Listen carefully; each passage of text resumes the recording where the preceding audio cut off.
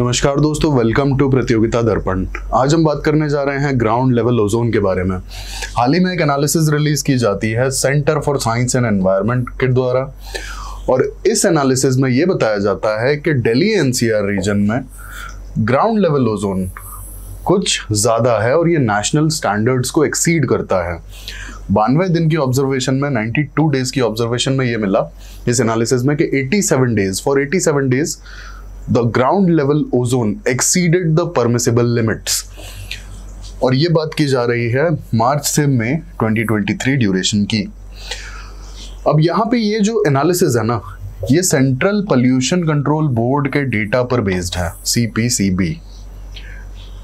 अब हम इस फाइंडिंग्स की बात कर लेते हैं कि इस एनालिसिस में क्या क्या की फाइंडिंग्स हैं। सबसे पहला है ड्यूरेशन ऑफ एक्सीडेंट्स।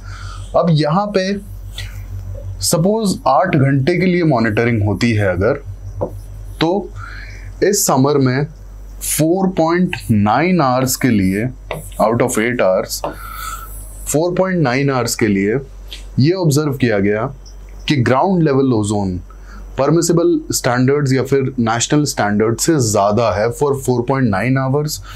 और अगर ये प्रीवियस डेटा से कंपेयर किया जाए तो इट वाज ओनली 4.6 आवर्स, यानी कि पास्ट में सिर्फ 4.6 आवर्स के लिए ही ground level ozone national standards को एक्सीड करता था।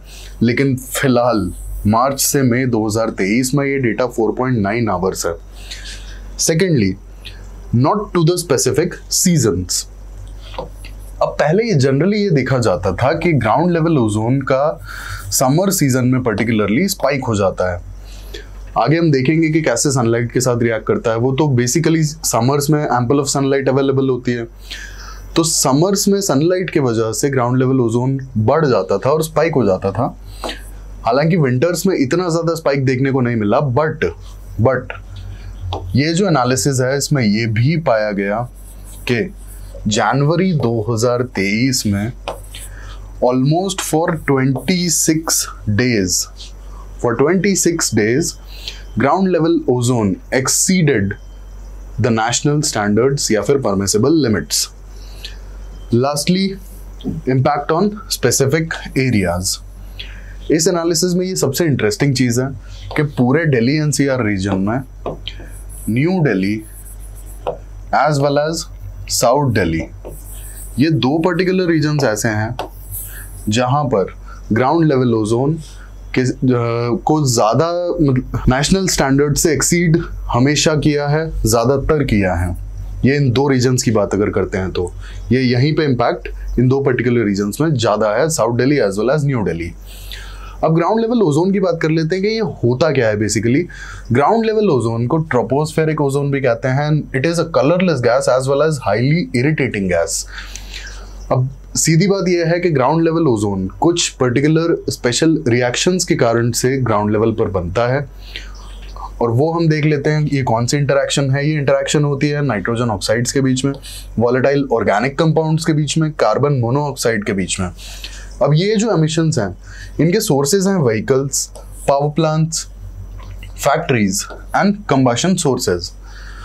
अब होता क्या है यहाँ पे, आपके नाइट्रोजन ऑक्साइड्स या फिर नाइट्रोजन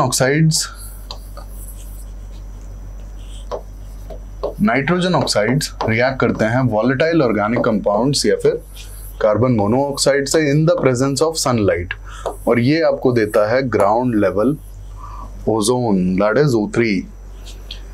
तो ये होती है रिएक्शन। अब ऑब्वियसली आप देख सकते हैं कि इस पर्टिकुलर जो इंटरेक्शन है इसकी डिपेंडेंस सनलाइट के ऊपर है, ठीक है, in the presence of sunlight.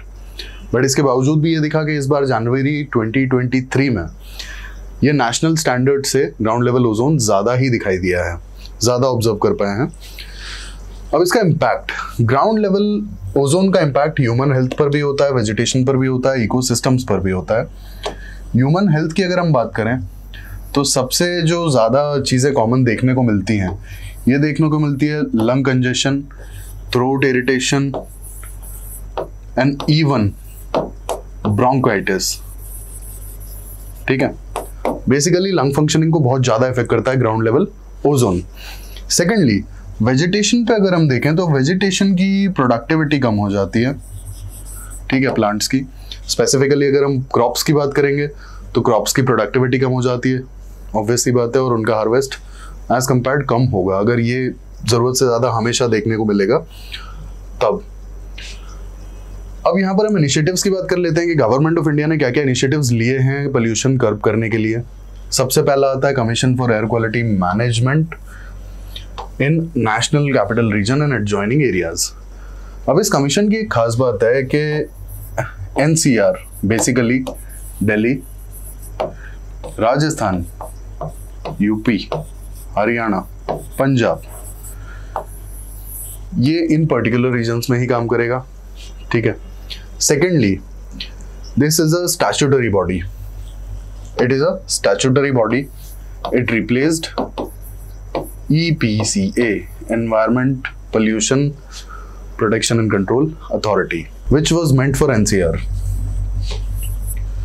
Bharat stage 6 norms. अब यहाँ पे सबसे इंपॉर्टेंट जो बात नोट करने वाली वो ये है कि भारत स्टेज 4 के कंपैरिजन में भारत स्टेज 6 नॉर्म्स में कौन कौन से एमिशन, कौन कौन से पोल्यूटेंट्स कर्व किए गए हैं। इसमें सबसे पहले आता है pollutant particulate matter, PM। Second जो पोल्यूटेंट है आपका, इट इज NOx। ये दो पोल्यूटेंट्स BS4 के कंपैरिजन में बहुत ही ज्यादा कम हुए हैं। तीसरा आता है dashboard for monitoring air quality, obviously for monitoring the air quality purpose. Then national clean air programme. National clean air programme का बेसिक एम पर्टिकुलेट मैटर के आसपास घूमता है। पर्टिकुलेट मैटर में यहाँ पे 2.5 एज वेल एज 10 दोनों ही हैं, और इसका जो टारगेट है that is to reduce the particulate matter pollution by almost 40% in upcoming years. फिर आता है national air quality index. National air quality index में आपके बेसिकली 8 पोल्यूटेंट्स को मेजर किया जाता है और उसके अकॉर्डिंग कलर एडवाइजरी प्रोवाइड की जाती है। अब कलर एडवाइजरी बेसिकली बहुत ज़्यादा पोल्यूशन है अगर, देन इट्स रेड, मॉडरेट है ऑरेंज, और एयर पोल्यूशन अगर नॉर्मल या लो लेवल पे है देन ग्रीन। ये है कलर कोडिंग बेसिकली इसकी।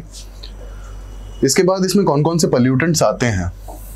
सबसे पहले आता है आपको particulate matter 2.5 as well as 10, then SO2, NO2, then आपका लेड। यही सारे इसमें पोल्यूटेंट्स हैं जिन्हें मेजर किया जाता है और जिनके according AQI colour code advisory publish करता है। Lastly, air prevention and control of pollution act 1981, the legislation which allows the governments to curb the air pollution and work for it. तो ये हमने जाना कि ग्राउंड लेवल ओजोन कैसे बनता है, क्या उसके इम्पैक्ट्स हैं और क्या हाल फिलहाल में कंसर्न्स हैं। ऐसे ही इन्फॉर्मेटिव वीडियोस के लिए हमारे साथ जुड़े रहिए। Thank you, thanks for watching.